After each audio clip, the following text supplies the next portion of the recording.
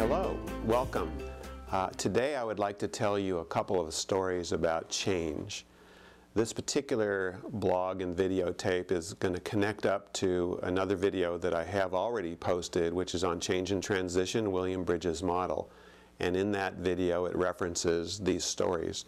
And I hope you enjoyed these stories and find them very useful. And please feel free to use these stories.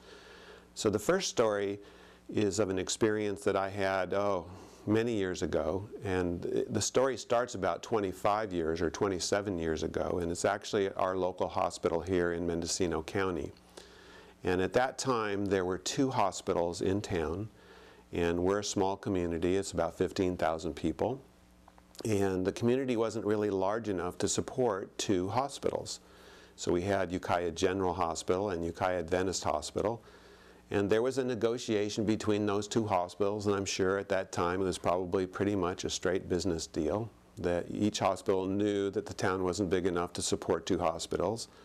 As it turns out, Ukiah Adventist Hospital was the hospital to survive. They took over most of the staff, came from Ukiah General Hospital. And as the story goes, years ago, the CEO at that time held a meeting welcoming the new folks. Many of them were not new to each other because we're a very small community, but they did an orientation and they said, here's the Adventist way of doing business, and here's a typical orientation. Meet the head of HR and the head of nursing and all of the different folks, and welcome on board. And oh, by the way, we're a religious-based hospital, and so we live certain core values here, and we hope that you find this a wonderful place to work. We're sure you will. Welcome aboard. If there are no questions, go off and do great things. And as the story goes, and having lived in this community, I know firsthand that the story is accurate.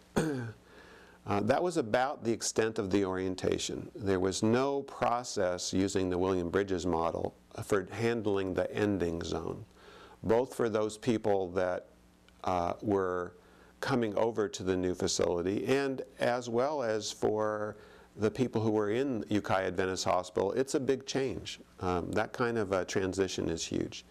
So there was really no strategy, much of a strategy for integration and change. As the story goes, about 25 years later, 23 years later maybe, I had a meeting here in my living room, which is just off to the side here. And the purpose of that meeting was to bring together many of the leaders of the health community, or people who touch on health issues, because we were having some significant challenges with lack of resources, increasing demand, a lot of it being from mental health clients. The demand is climbing, and that's true all across the nation, I'm sure. And so we had the head of Health and Human Services, and we had the sheriff, and we had the then CEO of our hospital in town, heads of all the clinics, the local clinics, the county superintendent of schools, a variety of people, about 15 people attending that meeting. And the purpose of that meeting was to find ways of collaborating and sharing resources. So we kicked the meeting off, and I asked probably something like, what would you like to work on? What's really important? What are some of our most important outcomes that we could work on together? And everybody's heads just went down, just like I'm showing you. It was really a surprise, because normally that means it's not safe to share. These are heads of organizations. They're not usually awkward about sharing, their thoughts about things. And so we did a crumple and toss exercise, and that's where you take a half sheet of paper and you write on one side of the paper of, well, how come people are a little awkward to share? And on the other side, what needs to happen for us to begin to work together? People anonymously wrote their responses. They crumpled those pieces of paper up and they threw them all over my living room, many of them at me directly. We gathered those slips of paper. Everybody read off one of the slips of paper. Now what was interesting is I believe 13 or 14 of those slips of paper all had the same reason why they were awkward about sharing. And it really stemmed to the way the transition was handled. Many stories had built up. People felt misunderstood, abused. They felt all kinds of things had happened. But really what it was is because of the way transition was handled. And so that, for 23 years, those stories built up over time. Most of them were mythology by that point in time. And, you know, one story gets passed on to another. I asked that group of 15 people in my living room, how many of you were actually present in one of the two hospitals at the time this transition occurred? 0. Not one person actually experienced that transition. And that is a pretty fascinating understanding about change and transition. Now I have one more story that I'm going to share, and then I'm going to try to put this together about the whole issue of change and transition. A very different story. 4 monkeys in a room. It's a clinical psychologist studying animal behavior, primate behavior. And in the room, it was a very large ceiling, maybe 20 feet tall. They put a large metal stanchion pipe in the middle of the room. At the top of that pole, they had a shower head, a chemical shower head, like many of us experienced in college or high school, where large volumes of water can get poured down very, very quickly. They put a large clump of very ripe bananas at the top of that pole, and they wondered what these monkeys would do. Well, of course, the monkeys tried to climb the pole, and every time they did, they dumped cold water on those monkeys. And so very quickly, every monkey in turn learned, don't climb the pole. And in fact, if they tried again, the other monkeys would pull it off the pole.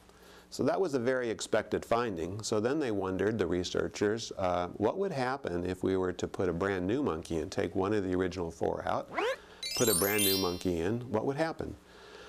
Much as you might guess, that monkey attempted to climb the pole, but the other 3 pulled that monkey off the pole. So very quickly, the new monkey learned, for whatever reason, don't climb the pole. It had never been sprayed with water. So they thought like Spock, fascinating, you know. So what they decided to do was, in turn, take one at a time the remaining 3 original monkeys out and bring a new monkey in.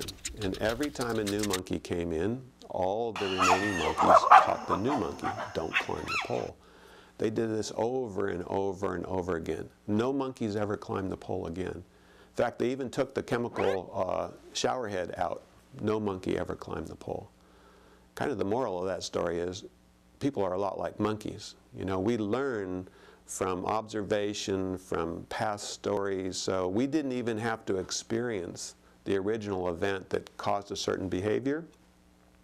We can be influenced by other people. And that's the power of what happens in these change and transition stories, and the importance of actually handling the early ending zone in the process. Because otherwise, many of the negative feelings and stories get amplified and get spread past the original people who experienced it to many other people. And in fact, some organizations never successfully negotiate that ending zone to move on to the neutral zone and to the new beginnings. So I hope that you find these stories useful. Please feel free to use these stories. Please also go back and reference the video that we've done on the Bridges model, and further understand the stages of change and transition. Thank you for being with us today. Take good care. Bye now.